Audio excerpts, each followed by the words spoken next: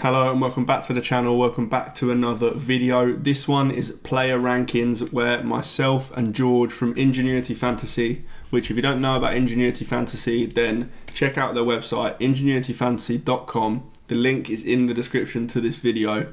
All sorts of good stuff on there. They've got a transfer wizard which helps you choose who to buy. You can put in your price range, what position you need, and it will help you with who to buy. They've got match stats from Opta. They've got articles on all sorts of good things like differentials, captaincy, and they've got these player rankings that myself and George will be talking about in this video. Now, that will involve all sorts of categories like premium mids, premium defenders, cheap defenders, premium forwards, and cheap forwards. So let's get into it. All right, hi guys, welcome back to another edition of FPL Player Rankings. Slight change of scenery for me today as I am in Dublin. So if the camera is a bit janky, please do bear that in mind. But we will get started first and foremost with our Lord and Saviour, Lewis Hall, who just can't stop returning. I mean, Newcastle going forward, he's a part of that, but then also at the back, we've strung together 4 clean sheets in a row. I mean, it can't get better for Hall at the moment, can it really? Yeah, Newcastle are playing incredible at the moment, to be fair. I mean, absolutely battered United ridiculously. Hall, his delivery going forward is just incredible. I mean, slightly annoying because I had him third on my bench this week. I seem to have just kind of underestimated how bad United are. So I did have him third, but still, I'm very glad I've got him in my team because Newcastle and him are just purring right now. Yeah, and I think the thing to bear in mind is, we've seen Livramento rotated for Trippier a little bit. So, as fullbacks go, his minutes are slightly more volatile. But any piece of this Newcastle defence at the moment is a great piece. And if one of them is also involved on the attacking end and also at the price he's available at, absolute no-brainer at the moment. So, if you have got any defender transfers and you don't have Hall in your team, do not overthink it. At the minute, he's probably better than a lot of premium options as well. So, definitely try to get Hall in if you can. And then Munoz. So Munoz, again, what we're seeing every game, day in, day out, is just how ridiculously attacking he is. And, we're seeing Palace, actually playing well for a change. So, there's been a bit of proof in the pudding finally. Yeah, him and Mitchell were both very, very attacking. Obviously, it is a back five, so they have license to kind of join every single attack. Mitchell does tend to stay a bit wider, whereas Munoz is at some points the highest player for Palace. He's just crashing the box every time he can. Owners were a bit unlucky this week, so I bought him this week, and he missed from about 2 yards out, which was really annoying, but the fixtures are good after this week. So, yeah, if you haven't got him, you can wait till next week, but, yeah, get him in. Yeah. Oh, yeah, I was going to say the fixtures for Palace are absolutely excellent. And, just given how far forward this guy plays, I think, you can't really trust Palace to keep regular clean sheets. They're not on that level with Newcastle yet, which is why Hall does take the one spot. But in amongst those fixtures that are coming up for Palace, I would be shocked if they don't manage to pick up at least, 1 or 2. And so Munoz's return potential is absolutely there. Speaking of teams who have also, with attacking fullbacks who have, transitioned to more of a wing-back format, Fulham. So we saw Robinson get an assist this week. We saw Castagna get an assist last week. Fulham also, have great fixtures. So, either of these two, Castagna at the price he's at is an absolute steal, given how long Tete is going to be out for. He's not just a temporary bring-in. It looks like they're probably going to roll him to the end of the year. Yeah, I mean, and to be honest, even if Tete, I don't know when Tete's due back. I don't actually think it's quite the end of the season, but regardless, there's nothing to say that he will definitely go straight back in either. Castan, since he's come in, has played well, so could well keep his place, to be honest. But yeah, the system that they're playing now with this 5 at the back is, again, ridiculous for these two. Both incredible. Obviously, you can save yourself 0.8 million by going for Castan. And the Fulham defence is actually one of the better defences in the league. So with their fixtures, I think either of them are brilliant. Yeah, absolutely. So I think the word of advice is, if you have Robinson, it's not worth wasting a transfer switching to Castan. But if you don't have either, then I think at the price point he's at, saving the extra 0.6, Castan is definitely the way to go over Robinson if you were looking to enter. Bit of a shame for me as a Robinson owner. I'd love to own Castan, but definitely not worth the free transfer because you will get returns from Robinson, absolutely. And then moving on to premium defenders. So, Timber's taken a little bit of a slip back just because of the suspension. But the other key talking points, I think, are... So, Aina has now moved up into the premium price range. He's past that 5 million threshold. And despite being the highest scorer in FPL, Forest defence playing unbelievably, Brad has still left him off his list. So we're going to need that explained, Brad. Yeah, no, it wasn't an accident. I didn't forget to put him in or something. I genuinely just think the other guys are better, to be honest. I mean, I've got 4 Arsenal defenders in there. They're still the best defence in the league, I think, up there with Liverpool. But the goals that they've conceded, I mean, against Brentford, they conceded like 0.3 or 0.2 XG or something. They're just not conceding high quality chances at all. So they've been a bit unlucky. And then the other guys, Guardiola is just ridiculously attacking right now. There's just guys that I think are better than him, to be honest. That's all it is. I mean, Aina would be close to this top list. And to be honest, when Ben White comes back, maybe Calafiori drops out, and that is when Aina can come in. But like we mentioned before, like Shah plays for a defence that's just solid right now. All the other guys are just good. That's all it is. Yeah. And, it's completely understandable, I think.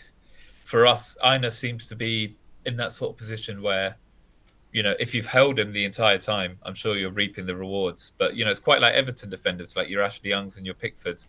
It's like, if I buy him now, all of a sudden they're going to stop keeping clean sheets or, surely it has to end somewhere. So, it's quite a risk to enter with. But at the minute, if you've got him, he's absolutely not a sell. Especially at his price as well. I mean... Yeah. If you got him I presume he started at 4.5. If you got him then yeah, like you say, brilliant. But 5.2 just seems a lot right now, especially when there's the likes of Hall, Munoz, Castan. There's cheaper guys that are clearly not doing as good because Aina's the top scoring defender, but they're not far off. Yeah, I think Aina even dropped to 4.4 at one point.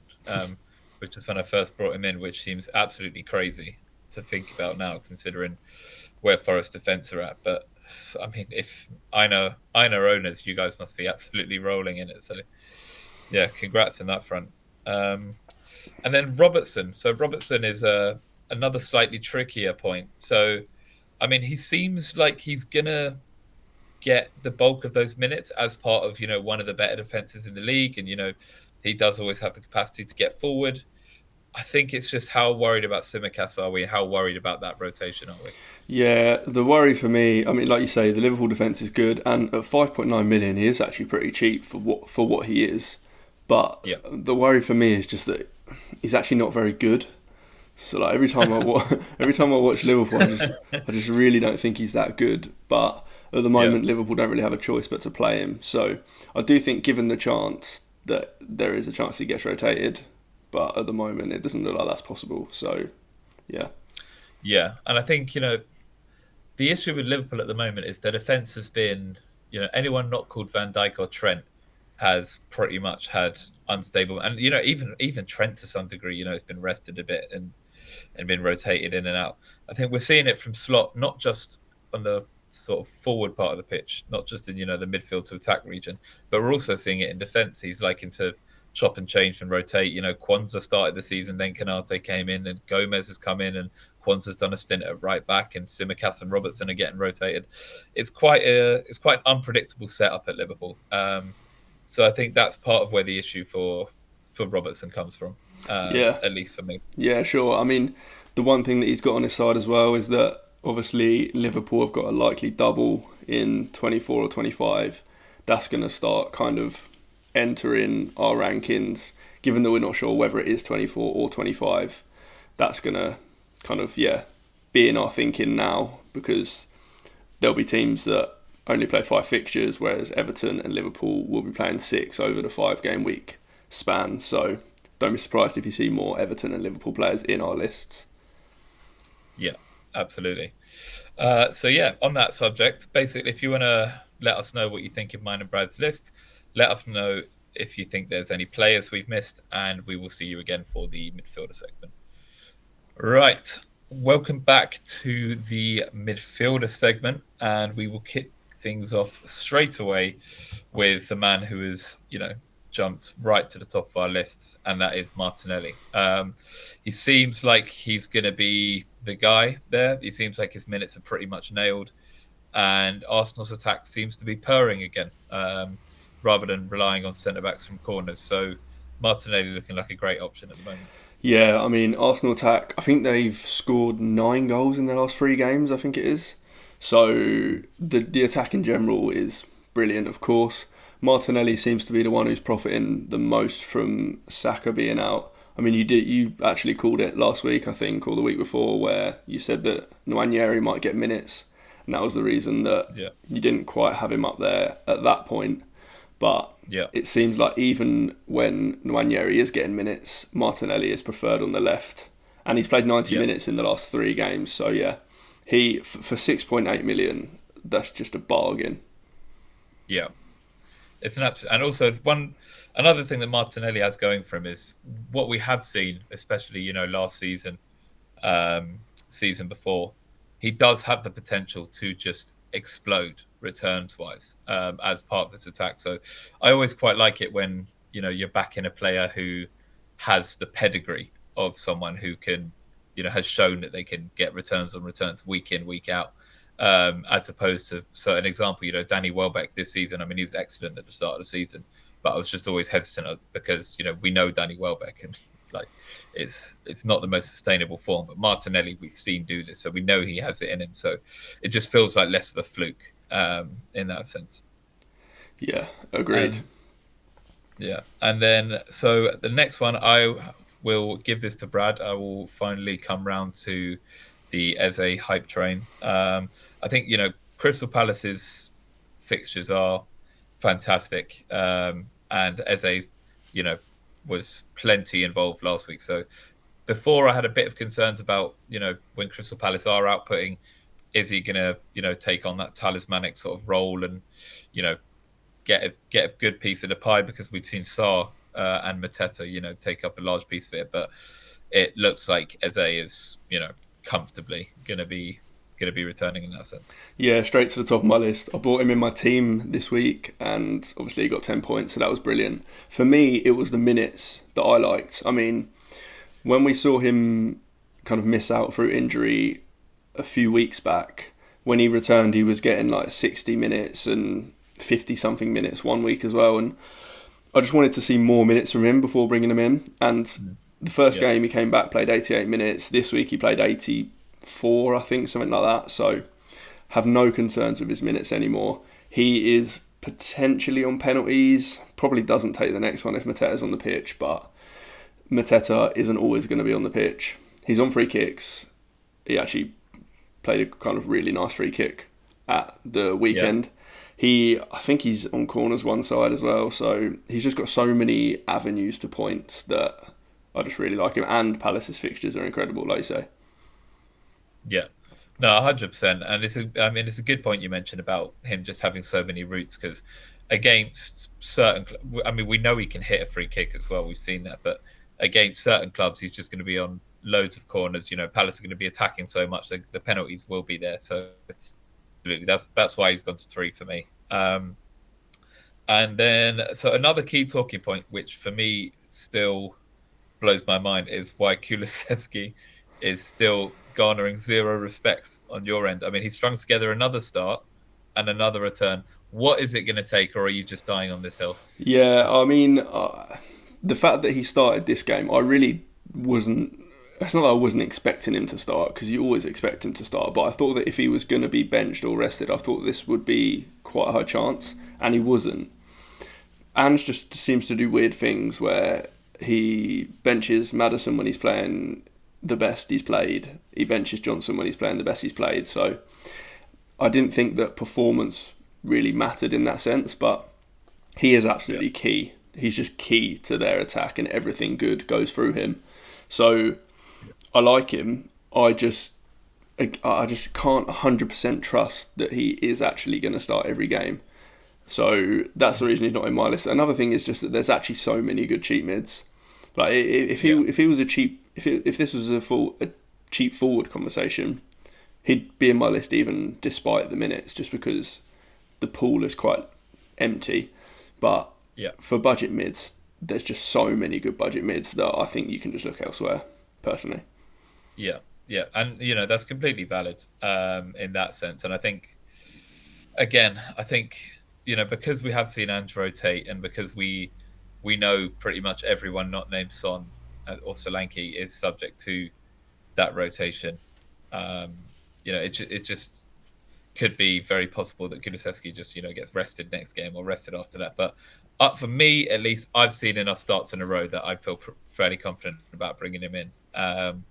So when he starts he's definitely a hold. When he starts, he does generally return as well. If I knew he was going to start every single game, like if he was Son level nailed, then he'd absolutely be on my list. I just for some reason I just don't feel like he is completely nailed, which might be delusional, but yeah. Yeah, I think maybe if he strings together another 5 or 6, maybe Brad will start to believe that he'll actually start games. But I just need like 38 in a row or something. Yeah. And then Enzo. So Enzo's the one I wanted to speak about, partly because a lot of people have been bringing him in over the past couple of weeks, and even though we haven't seen the return there, the underlying numbers for Enzo are still pretty high. Last game he registered a 0.7 XGI, and even the couple of games before that he's in and around the 0.4, 0.3 mark, which are pretty good. And Chelsea's fixtures are pretty good, so I would say Enzo has been just more unlucky than anything. Yeah, I agree. Like you say, the fixtures are still really good. They've been good for a while, and they continue to be good, despite Chelsea's last couple of games where they haven't necessarily performed that well. He's still been quite good. So I'm not particularly worried about him, and his price as well is the main point. He's 5.1 million, so that enables so much. If you need a Trent, if you still haven't got Isak and you need funds, then he's a great enabler for those guys. Yeah, absolutely. And then Szoboszlai. So Szoboszlai, I'm not fully trusting yet. Also, we're hearing rumours of Liverpool moving for Morgan Gibbs-White in January, which him and Szoboszlai pretty much play the same spot. So I think Szoboszlai is a great player. I just have doubts about how nailed he is. Yeah, that's fair. I think that. Well, I mean, so he was suspended in the last game, which is why he didn't play in that. The week before, or the game before that, he didn't start. In all fairness, but that was Leicester, and we did see that game was probably going to be the one for any rotation. Besides that, he's got brilliant minutes, and there's other guys that are better in that front three. But besides Mo Salah, he's probably the most nailed attacker as such, I think, anyway.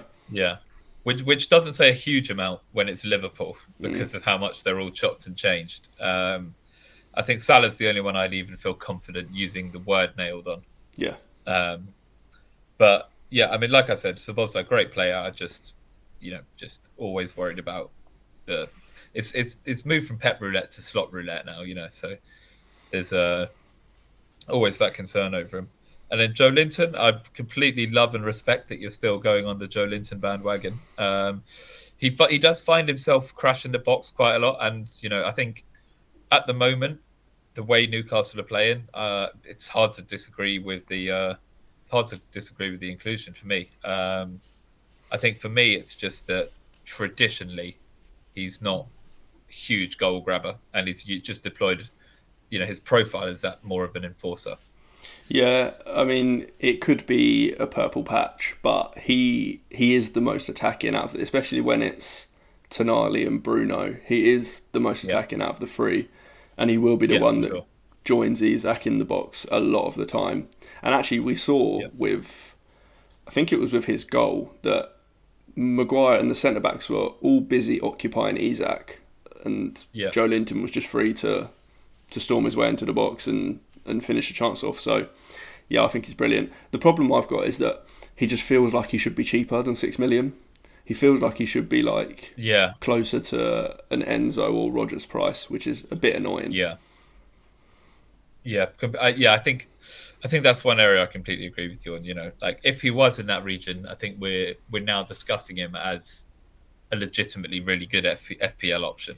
But you're right that 6 million puts him, unfortunately closer to the Kulusevski Semenyo conversation, which for me is just there's at that price point they're just clearly ahead of him. And then the other point, so I know he's suspended, but Rogers, I've seen even when he wasn't suspended, Rogers wasn't getting a lot of love in your list either. Is that just the way Villa are playing at the moment, or Yeah, I don't really trust Villa. I don't really know why that is, but Villa don't seem to have any kind of rhyme or reason to their good performances. They seem quite sporadic yeah, for me. Rogers, I mean, we've got no issue with his minutes anymore because he's just yeah, proved that he's going to start every single game. And he is still ridiculously cheap. He's one of the cheaper players on this list, so that is something going for him. But the reason he's not on my list this week is because the best fixture in this 5 game week span is this week, Leicester at home, and he's suspended yeah, for it. So, yeah. yeah. Which is completely valid, and if he was fit for this, he'd probably be a bit higher up my list. But you're right, the suspension for a fixture like that is just it's just quite key because he has been getting returns. Like we have seen him playing. Also, he actually might look like Aston Villa's best player. Yeah. Genuinely, like so much of their forward play goes through him. So I think he has the potential to grow into that talismanic role for Villa for sure. Which we know, can yield really big dividends from an FPL standpoint. And then, so yeah, moving on to premium mids. So Anthony Gordon, what a boy. Yeah. We're just seeing him as attacking as ever, as direct as ever. And one thing you see with this Newcastle team, when we have the bit between our teeth, when everyone's having a go, we play really, really direct football. So we'll get it out to Gordon, and he will just think, "Who am I taking on? Am I getting to the byline?" And sometimes when he gets to the byline, what that does is that really opens up his cut-in game, and he is as as keen as any left winger in the Prem to cut in and just let one fly with his right foot, and that sort of profile just tends to do really, really well in the league as far as returns go. Those players, those wingers who love cutting in and just letting it rip, and he has full license to do that at the moment. So I think that's why we've both gotten that high. Yeah, especially as Lewis Hall is clearly the fullback that Yeah, is higher and is yeah, just better at the moment at getting forward. The deliveries that Hall is putting in at the moment means that he can kind of hold the width on the left, and it gives Gordon the license to go in field. I couldn't be higher on Gordon at the moment, to be honest. I mean, I put a yeah, post on X. The fixtures are just incredible as well. Spurs this week, which on the yeah, website is a red fixture for an attacker playing Spurs. yeah, It's a green fixture. Their defence is yeah, a mess. Then yeah, within the next 3 after that is Wolves at Southampton. The fixtures are too good. Newcastle are playing too good. So I think if you're buying a midfielder this week and you can afford Gordon, then he is just the one to go for. yeah. And I think it's a good point that you mentioned that, because especially with the Saka injury and the Bruno suspension, I think there's some quite big shoes to fill in that part of the field for FPL teams. And Son, especially given how expensive he is, can't really be trusted at the moment. We're seeing Odegaard can't really be trusted. So Gordon is your man. If you're looking for that extra midfielder to fill in for Bruno or Saka, and you also want to save a bit of money because he's actually great value at that price, then I think Gordon's definitely the way to go, because you can at least trust his minutes in the fixtures. And then on that same subject, I mean, I quite like Mbuemo. I know he had that sort of period of time where he didn't have a shot for ages, but he seems to have found a return to not necessarily form, but a return to returns. And he is nailed, and we just know when Buemo can do it. Yeah, I mean, he's absolutely brilliant. Brentford are generally just pretty good. But the problem I've got, so Southampton away this week is obviously fantastic fixture, albeit Brentford aren't as good away from home. The fact that it's Yeah, Southampton kind of nullifies that. Afterwards, it's Liverpool and City. I'm not sure if that's the order of it, but it's Liverpool then City. Their fixtures are just pretty rough after Southampton. yeah, So that's the only reason he's not higher for me. If he had good or even average fixtures, he'd be above Odegaard for me. yeah. Completely agree. And then Luis Diaz entering both of our lists. I mean, I understand there is a bit of slot roulette, and if he was nailed, he would be in the sort of Gordon Son part of this list. So I think rotation's the only risk there. But when he does play and when he is on the field, he looks incredibly dangerous. And he links up really well with Gakpo and Salah, who seem to be also getting a huge chunk of the minutes. So I mean, there's a lot to be excited about for Diaz. It's just a minute concern. Yeah, he's absolutely brilliant when he plays, like you say. And Yeah, when the first few times he played through the middle, I was a bit wary that he didn't play great. But the last 3 or 4 games that he's played through the middle, he's been fantastic. So yeah, again, like you say, if he was nailed, he would be up with the Gordons and the Mbuemos.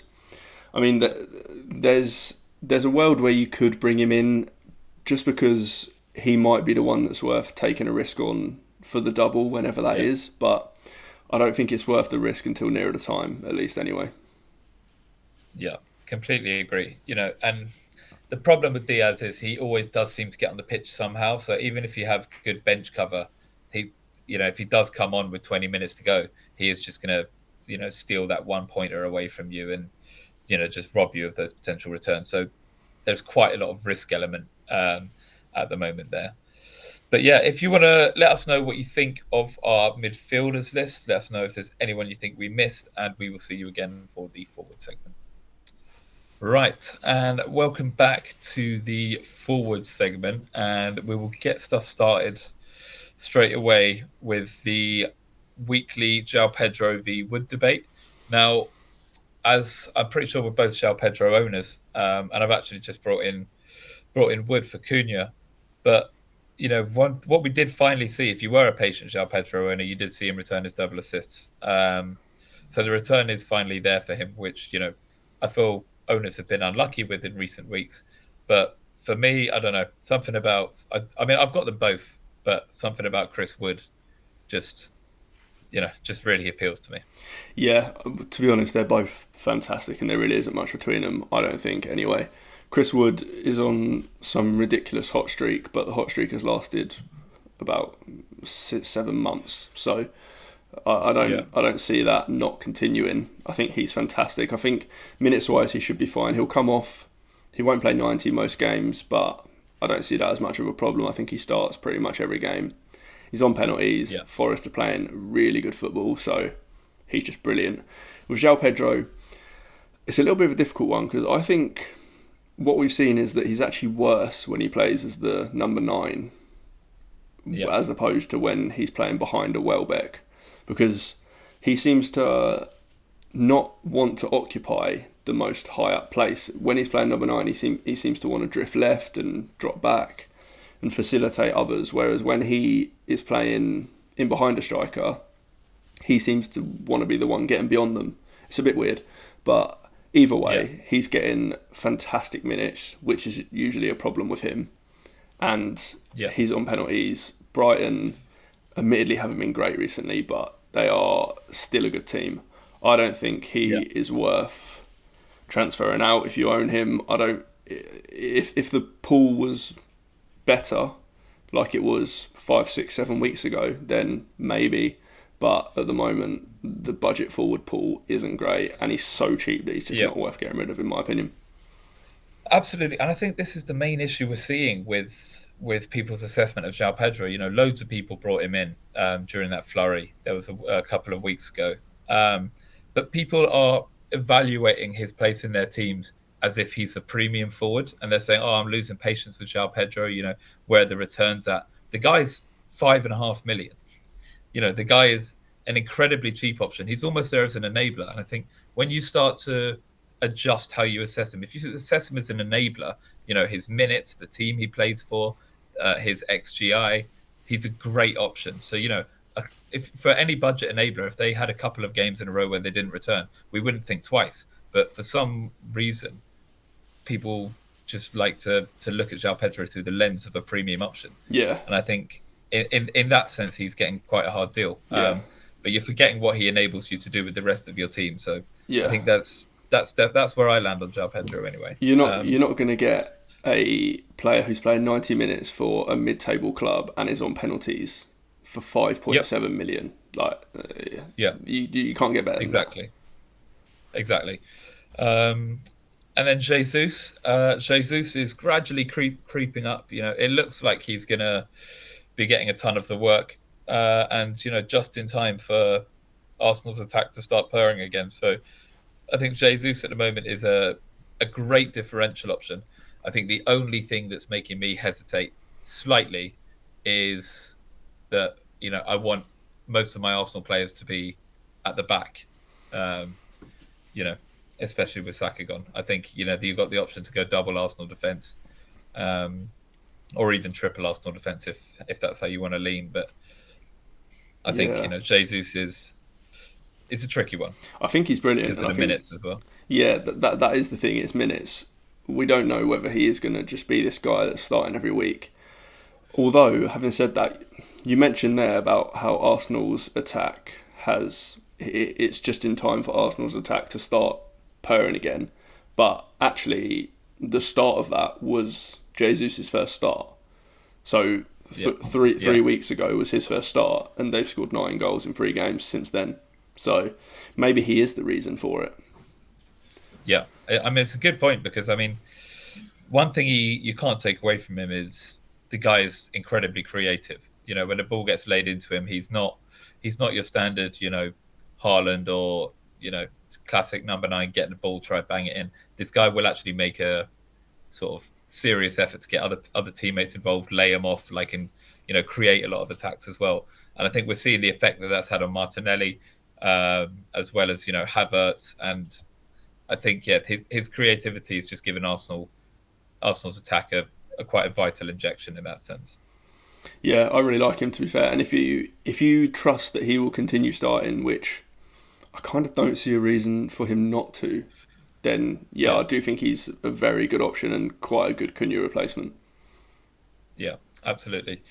And then Wissa. So Wissa has gone back up both of our lists. Now, for me, this is more, as much as I love Wissa, this is more by default, just because I think, Evan Nilsson, we're seeing, has absolutely brutal, you couldn't design a worse set of fixtures for Bournemouth coming up. They've got a real gauntlet to run.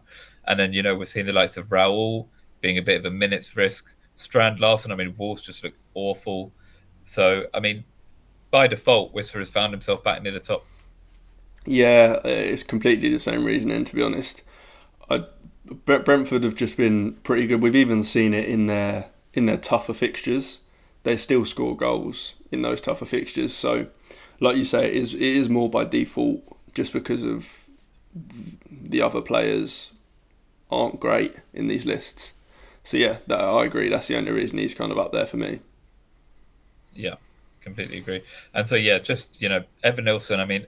Even though he did get a return last game, he's at the minute he's a good differential option, but he's probably a sell just because the fixtures are absolutely brutal. Bournemouth, we know Bournemouth can, go toe-to-toe with big boys when they want to. But I just think that many big boys in a row is, they're just going to find it too tricky, especially given the fact, you've got Woods and João Pedro's out there in a similar price range. Yeah, there's just better options. This week's fixture on paper doesn't look bad against Everton. I think it's at home as well. Yeah. But Everton have really sorted their defence out as well. So not even the green fixture per the FPL website is that green. So I'd just get rid now. Yeah, completely agree. And then on to premium forwards. For whatever reason, Brad is still refusing to accept Isak as our Messiah. But I mean, Haaland did, as Brad so kindly pointed out earlier, Haaland did outscore Isak this week. But yeah, I mean, Isak still got a return, and it was only on bonus points. I just think moving forward, Isak looks automatic, and City's attack just can't be trusted at the moment. Yeah, this week, the week just gone, you're getting one extra point for an extra 5.6 million in price, which is obviously not great value. But I do. It's just fixtures for me. I mean, not that Isak or Newcastle's fixtures aren't great, because they are almost perfect, but so are City's. So that's where I'm at with it. Admittedly, it is incredibly close, to be honest. And if you're taking value into account, then obviously Isak is so much better. Yeah, yeah. Value wise, it's a no-brainer. But I mean, I think a lot of people are just waiting for Haaland to click back into gear. Maybe in this upcoming set of fixtures it will happen, but it's hard to imagine he's continues this dip in form for much longer. It's hard to imagine City continue this dip, exactly. although admittedly it's gone on for quite a long time. But yeah, even so, it is hard to imagine it continues. Yeah. And then another key talking point, actually. So we're seeing quite a few people transferring out Jackson. Quite a few people are worried about his minutes. But you seem to be slightly confused by these transfers out. Yeah, I don't get it, to be honest. I mean, Chelsea attack is top 2 in the league, so you haven't got any problems there. Also, this rotation situation, I get it's an issue. He's missed 2 of the better fixtures that you'd want him for. But these have come when it's midweek game weeks. We don't have another midweek game week, for Chelsea at least, until game week 27, which interestingly is also a Southampton fixture. But there is a midweek game week in 21 and 22, but Chelsea's turnaround is Tuesday, and then they don't play till Monday. So it isn't really that much of an issue for Chelsea. Another thing we've seen is that when Chelsea, against Ipswich, the rotation lost them the game, probably. So he's also less likely to continue to do it. I just think that, admittedly there's players that are cheaper on penalties like Chris Wood. I don't think it's worth the transfer though, because Chelsea are just a much, much better attack. Yeah. I think that's the main issue. Maresca, he's enjoyed tinkering and rotating a little bit, but I think, especially in terms of the pressure the fan base is going to put on him, I think we've probably seen, at least a break in rotating out, especially key players like Nicholas Jackson. So I definitely wouldn't panic either. I wouldn't rush to sell him. But I think if we see him get benched or rotated out a couple more times over the next few weeks, then that's probably the time. But I think, we saw enough in the Ipswich result that they should be tentative about doing that moving forward. Yeah, I just can't see it. I mean, Maresca's even said that Nkunku isn't a striker, and he doesn't see him as a striker. So unless they're going to play João Felix there, which he hasn't really wanted to do clearly, then I just don't see why Jackson doesn't get the important minutes, which are the Premier League minutes at the moment. Yeah, completely agree. And then, so Gakpo, I mean, we're both on the Gakpo train at the moment. I mean, not least because of the attack he plays for, but he also seems to be getting a very healthy chunk of minutes, and producing in those minutes he does play. Yeah, very, very, very good footballer. He has been, quite a revelation this season. I mean, he was clearly already a good footballer, but this season he really has stepped it up. And the minutes are an issue, but he does seem to be kind of the first choice option on the left wing for Liverpool at the moment. Yeah. I mean, if he was nailed like Salah, then he'd be much higher up this list, but unfortunately he isn't.